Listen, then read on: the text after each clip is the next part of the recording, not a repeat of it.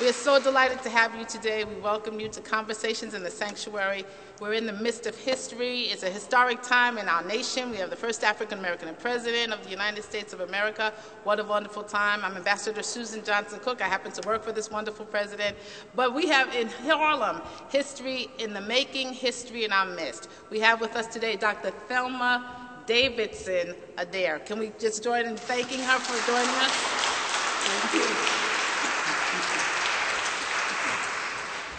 And we're sitting here in Mount Morris Ascension Presbyterian Church, a church that has so much history that you and your husband have a major part of. But we want to go back to your early years. Where were you born?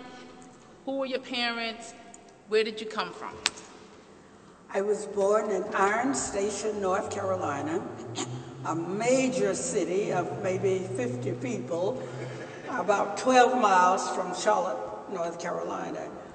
My mother was Frances Wilson.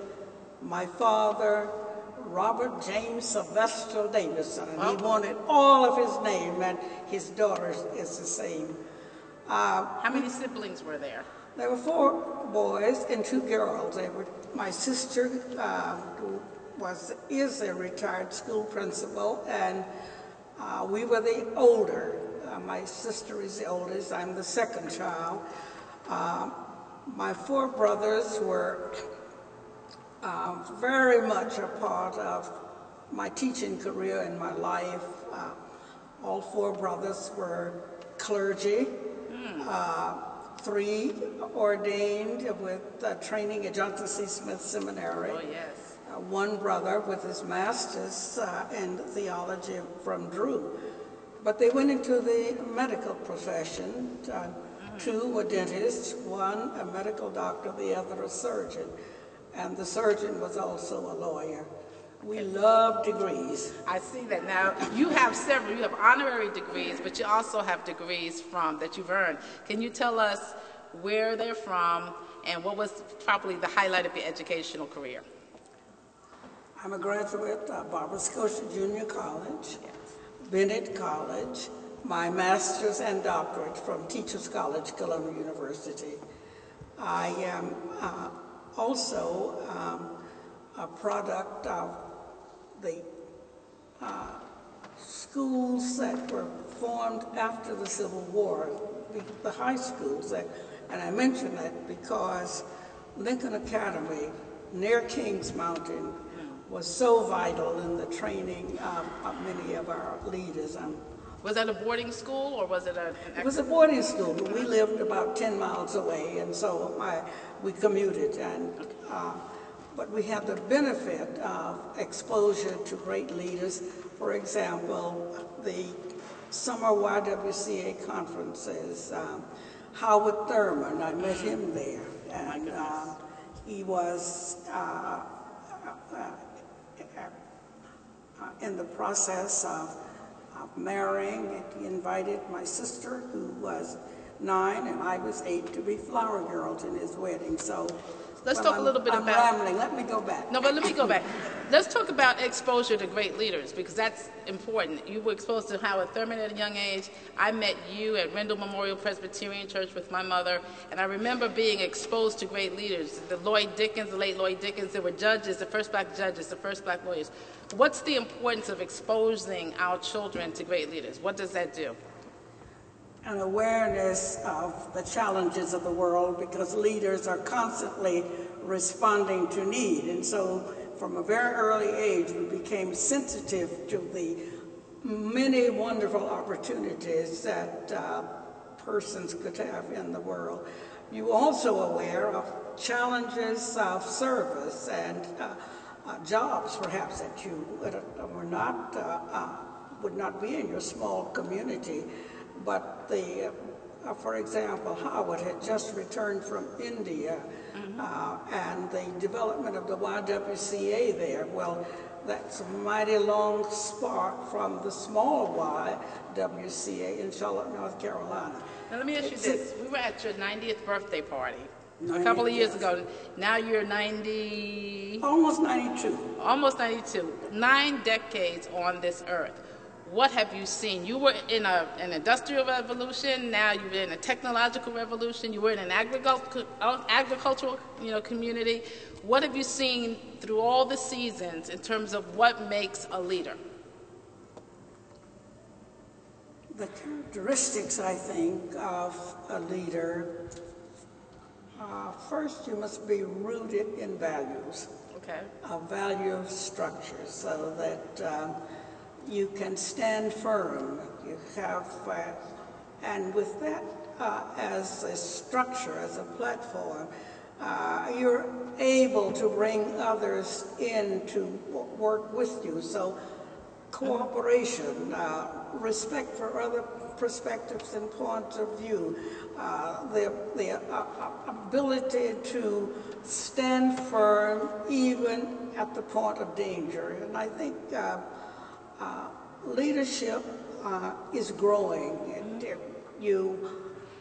What is valid today, for example, when we came to this church in 1942. Let's talk about that. What happened when you came? Who did you come with? And what did you do? Was this a building like we see now? What was it? We were on the hill just for a year. My husband and I had built our home. I mean, we were the carpenters and the electricians, and it was the beginning of the worldwide challenge, and so we came to Union Theological Seminary. Union Theological Seminary for my husband, and I came to Teachers College for my master's. We were going back, and the president of the seminary said, "Eugene, why don't you go over to Harlem? There's an empty church there." That was William Sloane Coffin, correct? William Sloane Coffin. And we could walk down the hill. In fact, we wanted to save 5 cents car fare, and if we saved enough divine for a big Sunday dinner. But we came across the park and looked over. This building was closed, shuttered. As we moved into the door, there's an elderly sexton from the former very prestigious and wealthy white congregation that had moved away.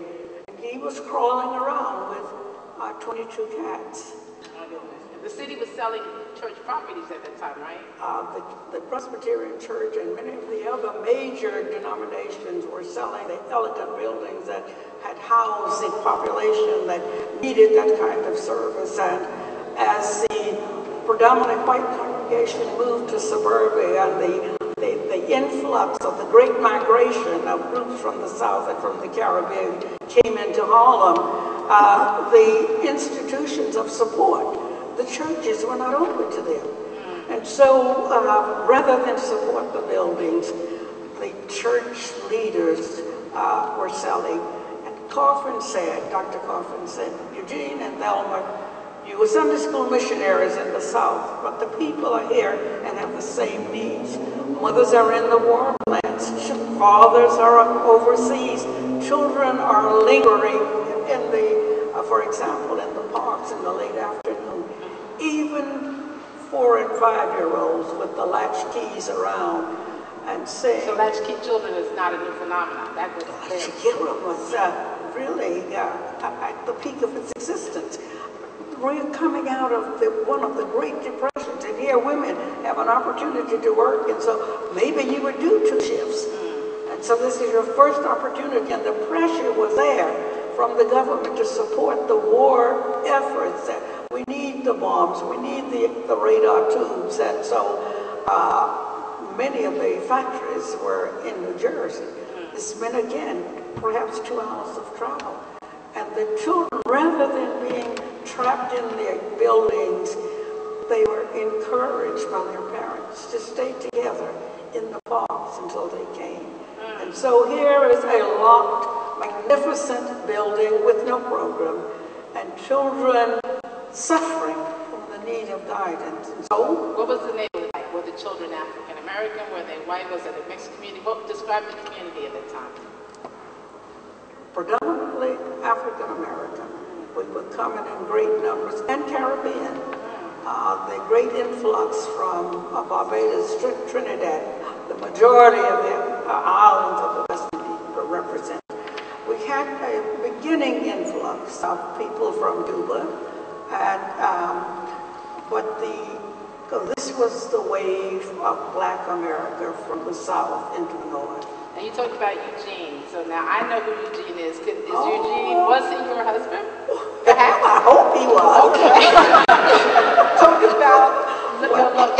about Dr. Eugene Adair. When did you meet him? How did you meet him? How long were you married to him? Eugene and I were married in 1940 in Charlotte, North Carolina. I was teaching in one of the small towns, Bessemer City. I was an excellent teacher, and we'll talk about that later. Yes, we will. We will talk about that later. Yes, come back to the city. Can we talk about that? Well, we get back to yes. We married in Charlotte, and a magnificent wedding. 4 of my cousins were part of the wedding. The other 4 bridesmaids were college friends. 2 were cousins. My brothers, 3 of my brothers were in the wedding. And by the way, the person that everybody thought I was going to marry was the best man. Oh my goodness. Well, you know, help the sisters here, because you had 2 men. So talk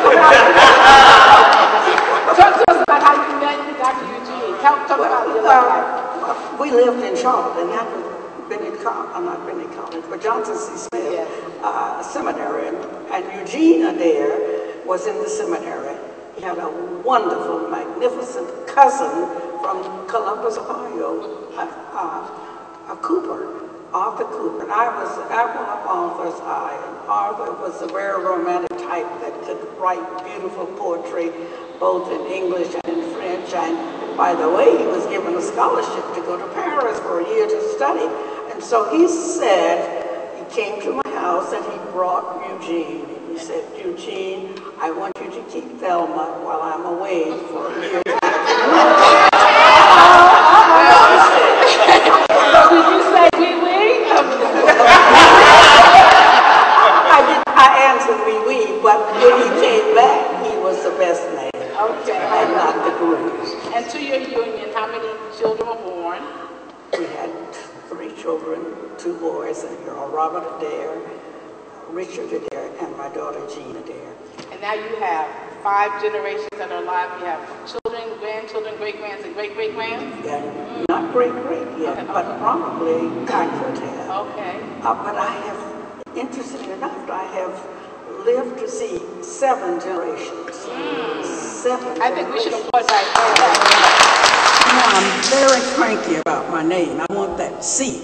That C is for Cornelia. Okay, let's start again. So Dr. Thelma C. Davidson Adair. Yes. Okay. Cornelia was my great-grandmother's name. She lived to be 120. And it is documented in the Charlotte Observer. And so I cherish that longevity, and that's another whole story. She was never a slave, came out of an interesting family, one of 4 girls, and we are able to trace other children from the sisters. So Cornelia is a very special name for me. So we're going to make sure we include the C. We're going to take a C right now, which means a cut. We're going to take a break, and we'll be right back with more of your story. Let's hear it for Dr. Thelma C. Davidson Adair. Thank you for the C.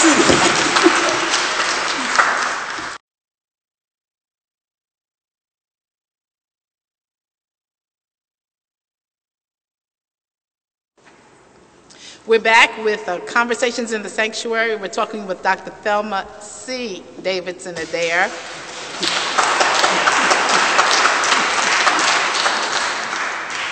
We're sitting in Mount Morris Ascension Presbyterian Church. Beautifully made stained glass windows, wonderful wood. You and your husband had a major part in helping to build it. Went from an empty building to social services for children. You started very early with your sister, teaching kids, and now it's a full-fledged operation. Talk about the growth from what you saw was the need to how it flourished to this point. What did it take to get to this? The first Sunday morning that we opened the church for service in March of 1943, we were sure that the pews would be filled. We had been standing at the subways, giving out flyers, shaking hands up and down the street, and we opened the doors of the church first Sunday in March, and we waited, and we waited, and we waited. About 11 o'clock, 5 children, 4 brothers and a sister, came wandering in and took the first pew, and we had promised ourselves that regardless of what happened, we would have a complete service. And so a complete Presbyterian service with 5 children who began to cry. Oh my goodness. And we took them home on the top floor of 117th Street. That was the beginning. We discovered that it was not the Sunday morning part of our lives that we needed to work on, but what happened to the children during the week. And my husband's sister, an excellent musician, working in the war economy of Washington, D.C., accepted the invitation to come and to help us begin a program for children. Remember, we had no pay, we had no budget. The presbytery gave us $1,500 to pay the sexton to keep the building warm. For a year or a month? Oh, yeah. And so it was the giving.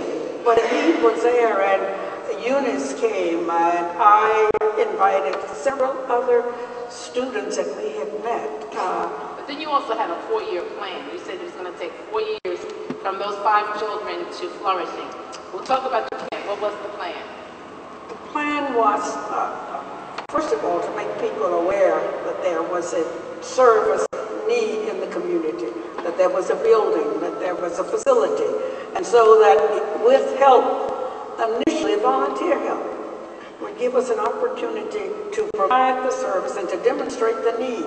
We asked for grants. We were told by Wagner that, well, you don't qualify for Mayor's Committee Wartime Fund, but why don't you demonstrate a need and then come back? And I want to say that my sister-in-law, Eunice Adair Tingling, 2 other young women from the church, one who was working on a master's at Union, a wonderful woman of the community, Frances Handy. We began a daycare, opening at 7 in the morning, closing at 7 at night, and because of wartime care, Saturday as well. So this was 1943-ish or so? 1943, and by 1945, we opened the building again and invited the officials to come, and we were funded. Okay, and so that was your aha moment. So what is the formula for success? You had to be patient, you had to be ready for some no's, but when did you know that you had a yes? And you had to be full of hope. Full of hope. Full of hope. Yeah. And not to be discouraged by the no's. Mm-hmm. The first no that you are not eligible for a grant. The no from the presbytery that there's no money, there's not a need for another church there. The no's were other groups and individuals in the community to say, we've never had programs for young children in the church. You know, they're towering off all of the mythology that church and young children are not one and the same, and they did not have the need for support. And so a vision, it also took trained leadership. I was trained. I was working on my master's. I moved from a master's in geriatrics, which I was told I would need, and I'm using now. I've got it too soon.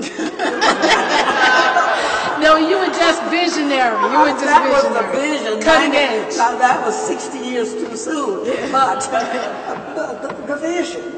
And the other part of the plan was not being afraid to ask friends. Say that again. Don't be afraid. Don't be afraid to ask.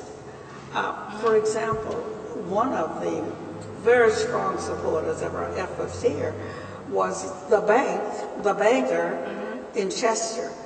And by the way, when we, in 1947, opened the church, ready to have a fully organized, self-supporting Presbyterian church, Mr. White, the banker, came. And so people follow you. So be full of hope. Be full of hope. Be full of hope. Not full of anything else, but full of hope, right? Correct. So let me ask you this. Well, full of hope. Full of hope. And strong and firm in your faith that it can succeed. Also drawing upon your own heritage. My father was a builder of churches. My mother was a wonderful lady of the manse who opened the doors of the church to people who were coming. And so the family is always there. We're going to talk a little bit about your family, but let's talk about, because now we're seeing the Thelma C. Davidson Adair doctor that I see with the hands and the strong voice, because you were very nice and coy. That's nice. But now let's get to, what is your public presentation? How do you present yourself? Give us tips for this generation for how you walk into the room. I mean, you look like a fly girl. You look beautiful. Doesn't she look lovely? All the time. So please tell this generation what it takes to enter the room. Your public presentation, your public preparation. Let's talk about that. What does it take? I had been prepared by my home, by my mother, who had strong patterns of child rearing. For example, I didn't know until I was a teenager that not everyone had linen tablecloths for every meal. That was Mama. Yes. And my mother's value structure and how to respond, appropriate behavior, all of that made it easier for me to go to groups, to make my presentation to churches, to make my presentation to the sorority groups. And so that was a part. As a person, I was prepared, and then having something to say, and being firm in what it was, commitment, conviction. Commitment, conviction, courage. Courage. Yes. One of the delightful assessments that my grandchild made of me, he was about 9. He says, I love my grandmother because she taught me to have courage. Wow, wow. I think we should have gone right there. Courage. And I need courage to walk into a gathering where people had no knowledge of even what Harlem was about. So let's talk about some of the gatherings you walked into. Church Women United as president. You went abroad several times where sometimes you were the only African American and the only woman. Talk about an experience that you stood out and that you remember, a highlight. Well, courage. When I was invited, and by the way, you don't go to the top of the mountain with the first climb. Say that again. You don't go to the top of the mountain with the first climb. Okay. You may make it only to the first peak. But going back and starting over again and realizing that they need to learn how to climb. And so it's courage, but don't be discouraged. Don't be discouraged. Right. So and learn, and it's also your commitment and your conviction and learning how to present it to other groups and helping people to, not everybody is going to be gung-ho. And let me say... Let me hold it right there. We're going to take a break, and we'll be right back with Dr. Thelma C. Davidson Adair.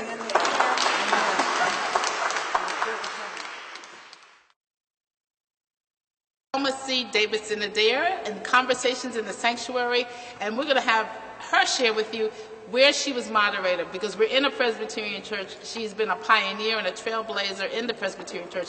What was your most significant role? I was the second woman in 200 years and the first woman of color. And that's to be the moderator. To be the moderator. That you are the head of the church, not just your local church, but the church 50 states, all of the relationships with the World Council of Churches and with other churches. For example, one of my first assignments was to represent the church on the continent of Australia, where all of the churches of Australia were coming together in one united church. And they were a little surprised. My husband went with me. I learned that you expect for yourself what others. I always noticed that the clergy carried their wives. So in this, I was the clergy. I carried my husband, but often they would greet him Reverend, and then he would have to say, "It is my wife who is the moderator of the church." Come on, let's put it together for her. And you have to claim that which goes with your position. Did you understand that? You need to claim a great deal of preparation, constant reading, so that wonderful organization that supported me in so many ways. Church Women United, that in the 50 states, approximately 3,000 units at that particular time, crossing all racial, ethnic boundaries. We were struggling to open an office in Washington, just across from the Supreme Court building, so that women could go and could make the necessary contacts with the congresswomen and men. And so that you are trying to stay on the cutting edge of information, on the cutting edge of the challenges. You're also seeking to have some of your solutions become a part of the mix. And so let me describe. If I were to describe, we're talking 9 decades, but yes, cutting edge, courageous, didn't deal with discouragement. You kept climbing because you wanted the top of the mountain. You were filled with hope. We would say in this generation, you were a bad mamma jamma, but you were great. You're actually great. I have so much respect for you. You're our elder. We have so much respect for you, so much love for you. I want to go back to love in terms of your relationship. What did it take to stay married in times that were turbulent and there were trials and you were trying to build for triumph? What did it take to stay married? Well, you have to work at it. And Eugene respected me for my gifts, supported me, was there constantly in terms of, he was wonderful in terms of energy and resource and knowledge. We agreed to stay informed. We subscribed at one time to 91 magazines. I'm sitting in the church. We lived above. This was, you're looking at my bedroom window up there. And so I did not marry Eugene. I married him as a missionary. And so I was not expecting satin pillows, but I was accepting his call. And so this was the job of the mission. It was fearful at times living here. Eugene was out building the church, night meetings, and this was a church of reconciliation. So many stories that I could tell. For example, when I came home with my first baby, it was the night that Harlem exploded.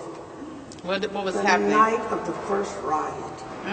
The night when the soldier was injured at 8th Avenue. And we had just moved from Union Seminary over to, I'm the only person in this building. And Eugene was out organizing and talking. And by the way, my husband's other sister, Rosa there, and her best friend, Vivian Ayers, the mother of Felicia Rashad. We were in the building and they said, we're going to the movie. And I said, I'm fine. I'm sure the baby will sleep. 11 o'clock. Noise on the street, crashing, fire alarms going off. And around 1 o'clock, they came in. Rose and Vivian panicked and screaming, we're home, we're home. And Eugene saying, give me my draft card, I'm going back to the people. But that was the life I married. I did not marry I married him for his ministry and for his mission. How did you know when you loved him? How did you know that you loved him? The whole aspect of love, because we did so many wonderful things together. We learned things together. I didn't know how to swim, and so he taught me to swim. I never learned to cook, and the children. So it was accepted. So he loved you, yeah. But he loved to cook. His father was a wonderful cook. And so it was all right. I could do that. But I could keep the house, I could organize, I could entertain the guests. So you put all the pieces together and you were partners as well as friends. It's a jigsaw puzzle. And it was, and there were some things that I wanted to do, and he hated shopping. And so that's fine. I had another friend, we could go shopping. But he also loved to buy things for me. I could pick my own hats, but he bought a much nicer, more expensive hat at Saks Fifth Avenue. And so accepting his gifts. The people in the community, he was not like all of the other clergy at that moment with the little collars, and Eugene might have had his shorts on barefoot sitting on the steps, but that's who he was. That's great. And let me ask you this, will you ever love again? No, when Eugene died, I decided that I would devote myself to my family. And I didn't know I was going to live so long. I might have.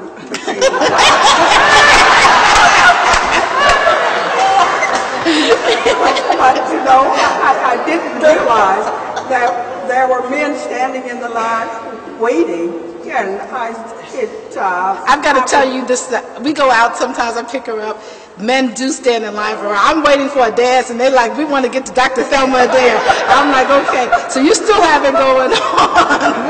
Well, and it was wonderful, but that's just fine, and the word was there that Thelma's not going to marry. But I have many, many wonderful male friends. I had brothers, and I learned how to relate to people and to sex differences. My brothers were wonderful to me. You know, in fact, my mother said they spoiled me. Perhaps they did, but I was also very good to them, and I get gifts that I could share. Well, you are lovable, you're classy, you're sassy, you've got it going on.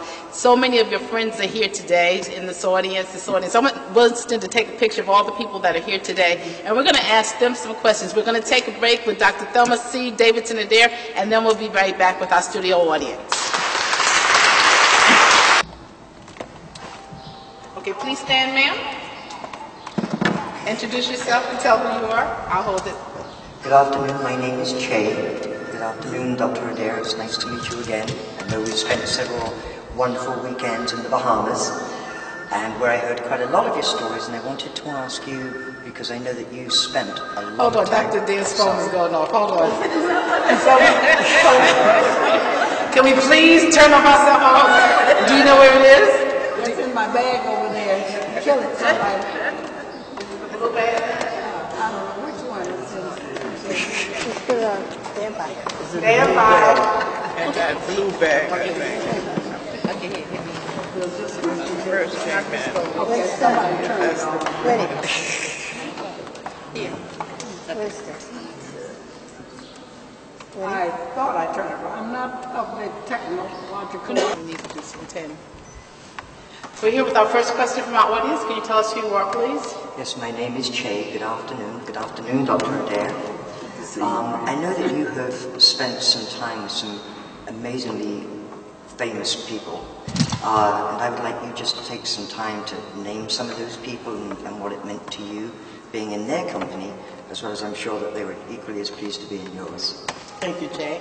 Oh, at the top of the list comes Mother Teresa. And we were at a foot washing ceremony together, and I remember it in Philadelphia, the major convention. I'm a wonderful teacher, and some of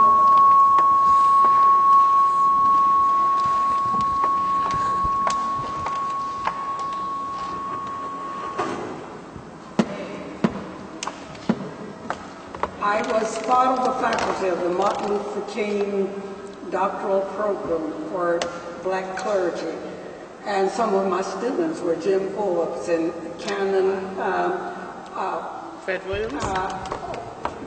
William at Church of the Ascension, Bill Jones, Bishop Clemens. Go down the list, and they were a part of my world, and we learned together. We traveled in the Caribbean, and we traveled into many of the major universities of Africa, the University of Lagos, Ibadan, and well, let's go over to some of the women a part of Church Women United. Name any congresswoman during the period of the 70s until the late 90s. Did you ever meet Shirley Chisholm? Oh, Shirley and I were really in the same box because she was early childhood, and I can remember walking in a meeting and Shirley recognized me. Come on up, you love children, and we were together. Did you ever meet the Dalai Lama? Yes, the 100th anniversary of the Great Chicago Exposition, and that celebration, 115 of the great religions of the world were there, and my seat was by the Dalai Lama for 2 whole weeks. How wonderful the spirituality from the daughters of Isis to the Dalai Lama. What could you ask? That was an experience that made me so much aware of the power, the energy, belief, of faith, and we're all so much alike.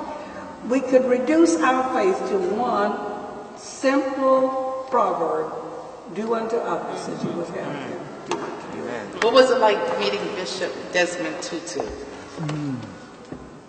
Desmond was a man of great grace and humility, still is. And I can remember Church Women United giving him a check, and he took it and he began to say all of the things that those dollars would do. That it made you say, Desmond, this is just the beginning. You can do this. This was pre-apartheid? Before the apartheid rules were lifted? You met him before everything? Yes. Okay. Because, you see, I'm a part of the 60s. I went to Africa first in the 1960s. And we were there at Liberia, and I was saying that James Baldwin lived on 126th Street, and I had to be at the president's home in Liberia to meet him. And the leaders of the African countries, many of whom we met when they were in training at Lincoln University. And later, many years later, going back to Nkrumah in Ghana, and just take the list. And because I was perhaps the only woman in so many of the organizations at that time, I came into contact. At times it was difficult for them to know what to do with me. There were no bathrooms because women weren't a part of it. But they had to learn how to live. And let me just say, we met a lot of challenging people that came to this church, because this was the church of reconciliation. I can see here Jim Farmer standing on the stage now speaking the night that Martin was killed. And so that whole, I was the only woman on the first commission on religion and race. And to travel with that group and to be in the terror of being at 16th Street in Birmingham after the murder of the 4 girls on Sunday, and we were there on Tuesday. The people that came, and that was, I heard Martin many times and was with Martin many times, and he helped, he was doing the early training of nonviolent, and I said, Martin, I don't think I can handle that spitting in my face. And he says, you can handle anything. So maybe you can, and we did. But let's hold it. Let's ask the audience for 2 more because I have time for 1 or 2 more questions. You come on this side, ma'am. We're going to have you over here, and then Karen will be our last, and then we'll do our close from here. Please introduce yourself, ma'am. Yes, I'm Mercedes Esfield, and Dr. Deere, it's a pleasure to be in your company today. good to see you again. You're always a blessing. Thank you. You mentioned to Ambassador Suzan that one of the attributes of leadership is to be rooted in values. My question to you is, do you think our leaders today have those values, and if not, why not? Great question. That's a tough one. But you can handle it. Yes, you can. Many of the values of sacrifice that early leaders had was for the good of the whole, the betterment of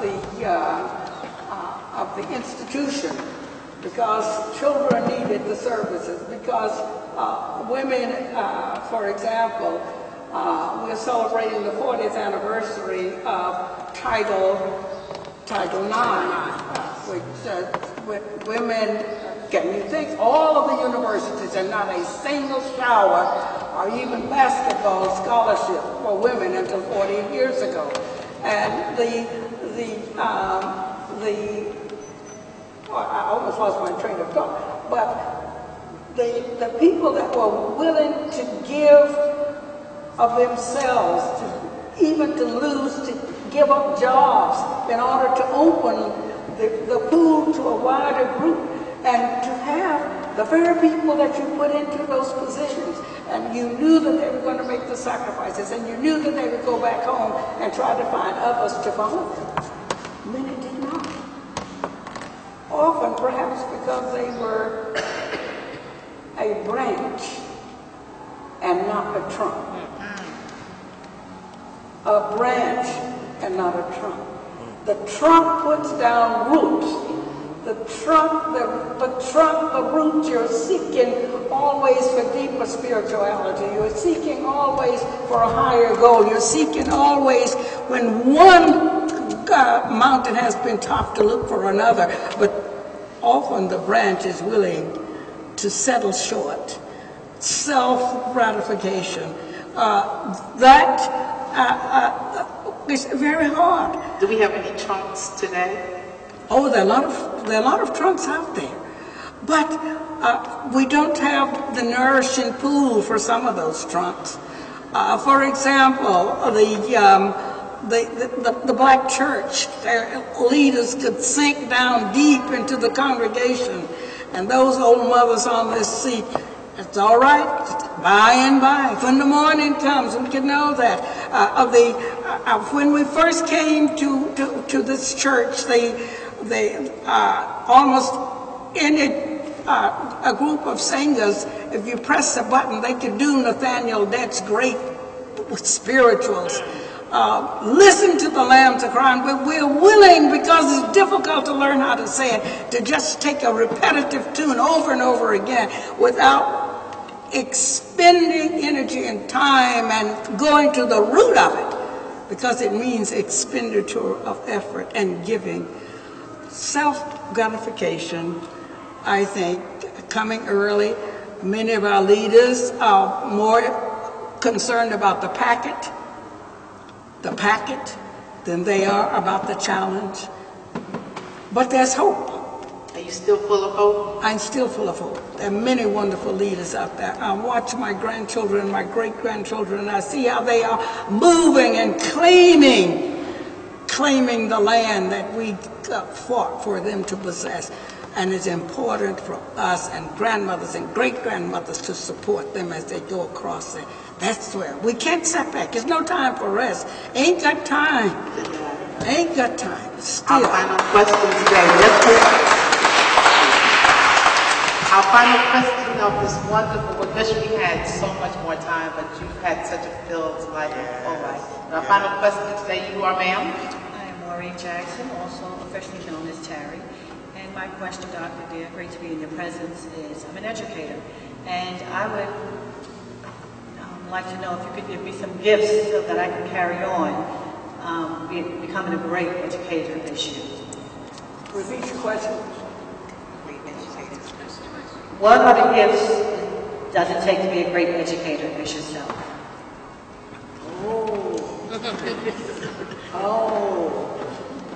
You know, I'm a great teacher because my mother and father were wonderful teachers.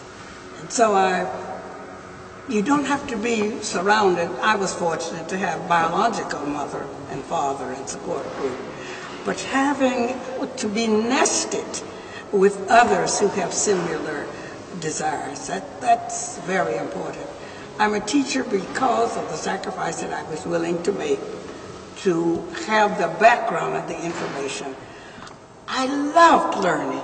For example, when I went to one of my first classes at Roma Gans at Teachers College, and she gave us a bibliography, and there were 50 books on there, and she said, this is your reading. 3 weeks later, I went back and asked her for the rest of the list. She says, that's to last for 4 months. But, you know, what we wanted to chew. We had 8 or 10 newspapers. You can't get in my house now. For all the newspapers that are sacrificed to love knowledge, to chew it, to want it, to use it in so many different ways. The great teacher, my pupils were to be valued. Valuing your pupils. Say that again. Valuing the pupil, valuing my students, valuing that 2-year-old. I'm a great teacher. And I wish I could tell you the sacrifices that we have made for the preservation of institutions that would provide an opportunity for us to teach, the saving of colleges, the saving of programs that we need to be thinking about it here in New York City now, of nursery schools, of kindergartens, the saving of opportunities for people to learn how to bake, to learn how to be laundress, to learn how to sew. The whole spectrum of learning must be recognized, and the skills that are there. We're going to stop here. I could go on forever. And we wish you could. We love you. My children used to say, but they would come to the door and their friends were over there, and these are their junior high school and high school. Don't worry about my mother. She will try to teach you something whether you want to learn it or not. I think that's the note, Richard. On that note, you have taught us much, and we wanted to learn it today. We want to thank you for joining us with Dr. Thelma C. Davidson today. I want you to join me in applauding her for a life well lived, well loved. We love you. We thank you. And I'm Dr. Suzan Jackson, your Ambassador Suzan, saying goodbye to you from Conversations in the Sanctuary. Thank you so much. And thank you. Oh, no, come here, gotta hold you for the camera. Make it look like I love you. You must. You know, I love Suzan because she dares to be different. And I have to say that. You know, who else would have noonday prayer right in the middle of Wall Street? That's right. That's right. I'm now Morris, man. Let me hug you. Bye-bye. Thank you for coming. That's very nice. I learned much. That's it. I learned. Thank you so much. No, thank you. You're really committed and you move. I'm not at all electronically oriented. Please feel free to go up and greet her and give her a hug. Get them as they help you. I wish you personal. Thank you so much. I'm so glad you're okay. Take your my greetings. Yeah, but I know, but she'll military, yeah. All right, I'll get it from her and I'll give her a note. Thank you for being here in the audience. I appreciate that so much. It's so good to see you again. Thank you. But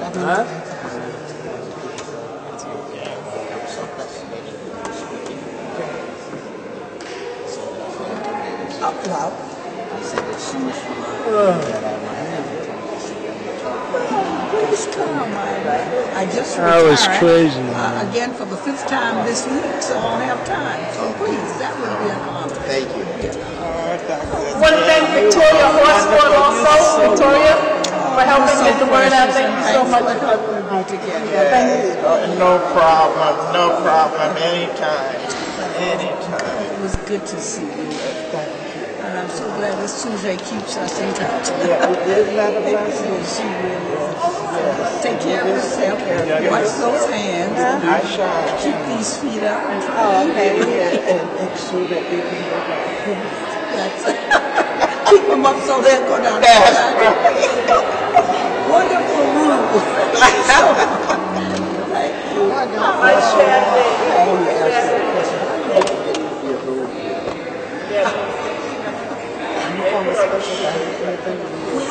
I do watch the diet.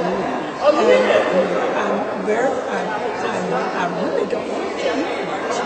And it's a challenge for me. In fact, I have to take insurance because I'm so busy talking and doing that I And we want to thank Pastor Grace Bowen for letting us use the sanctuary,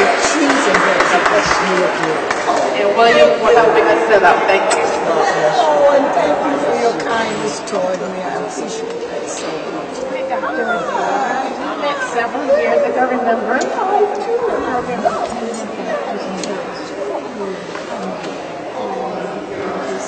Like I said, I had to come in from New Jersey.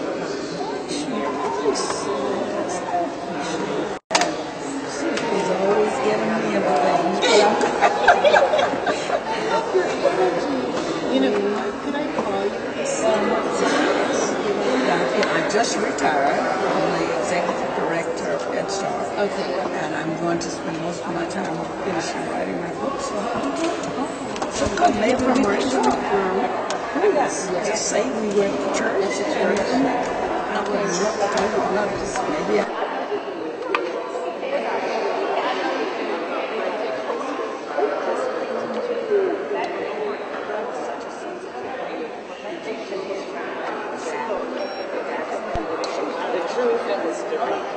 until you're really hungry. Exactly. You look for your coffee education.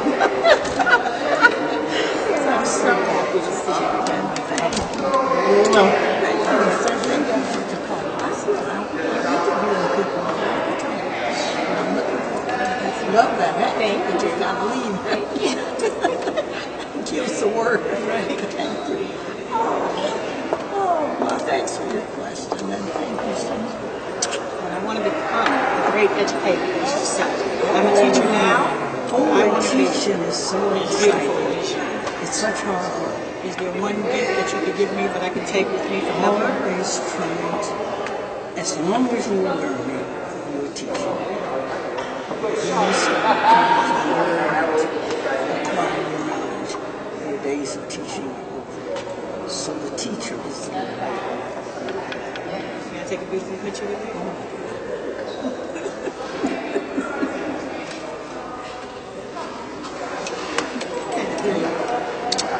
Thanks for your help.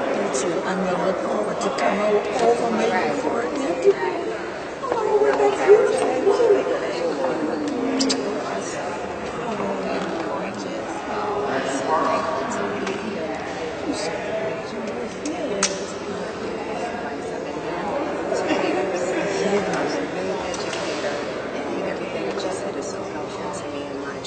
And you know, with a husband, you don't marry to make the most of it.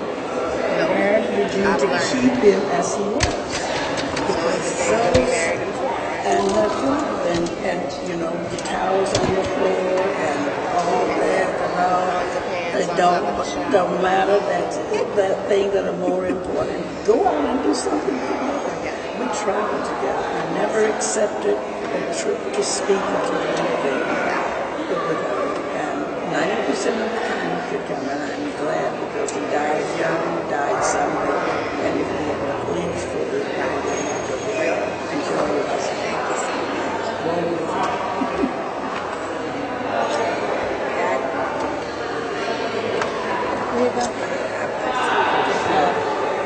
Enjoy. It's your fortune to help. That one is what? start having a partner. So you get ready to try to take this down? No, you're supposed to have that. Thanks for your good work. Thank you so much.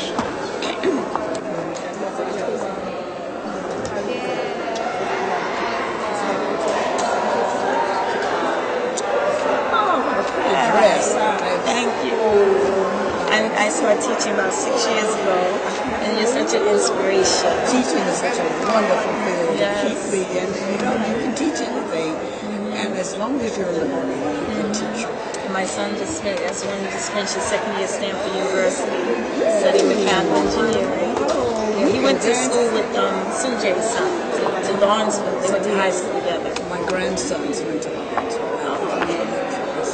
We had some good schools, and high school is so important. Yes. Foundations. Come Yes. send me sometime. Bring your son. I'd like to talk to him. Okay. Thank you for being present today. Thank you. Let's snap a picture. You got You remember so much. I'm like,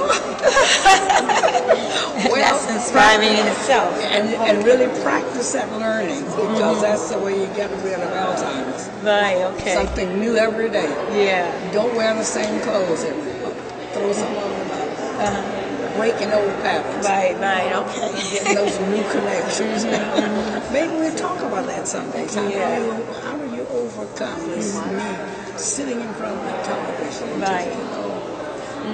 You look like you're... Yeah, because my neighbor's 95, and I just taught her computers. She's like the two let's learn all the time. I teach computers sometimes. Sometimes I teach math, but I teach the I'm trying to seniors learn my computers. tablet, and I'm trying to learn how to use the dragonfly. Oh, okay. You probably could help me. Yeah, okay. Yeah. Take care. Okay. Enjoy yourself. Okay, thank you. Thank you so much. Hi, sweetheart. You look pretty in that blue. They told me, they said, if you're going to be televised, say wear blue. It's really one of the best colors to stay true. Well, I'm going to take it. I'm so glad you came. I'm so glad to finally meet you. I've been on you before, but I'm so glad to be up here meeting you and hearing your voice, because I'm an educator also, and I'm a seminary student.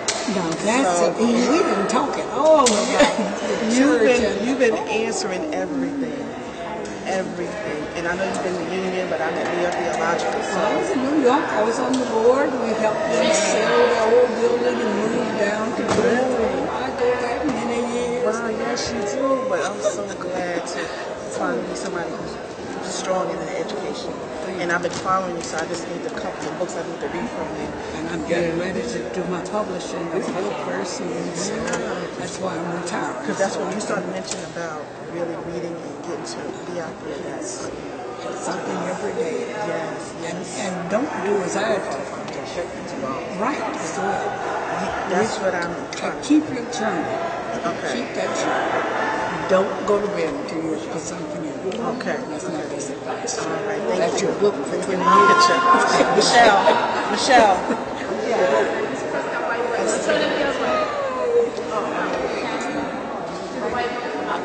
You take in Excuse me, I'm full. Thank you so you. much. God bless you. bless you in the ministry. Thank you so much. Actually, I was my pastor cook. All right. She ordained me and licensed me.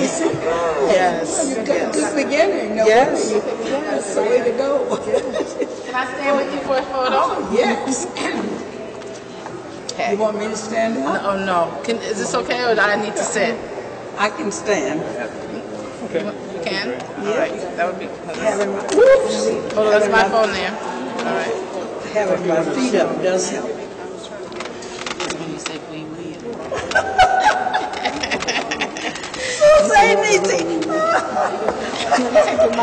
Suzanne needs help. I need a lot of help. I meant a cane somewhere. Okay. Right here is fine. Take your hand. Okay. So he's going to get the stained glass, so you're standing right there would be great. And you can hold on to it. Isn't that sure? That's why I'm standing behind her.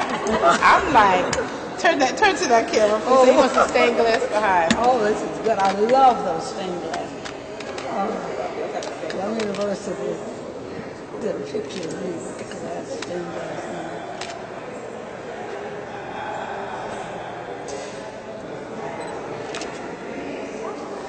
start doing girls' clothes.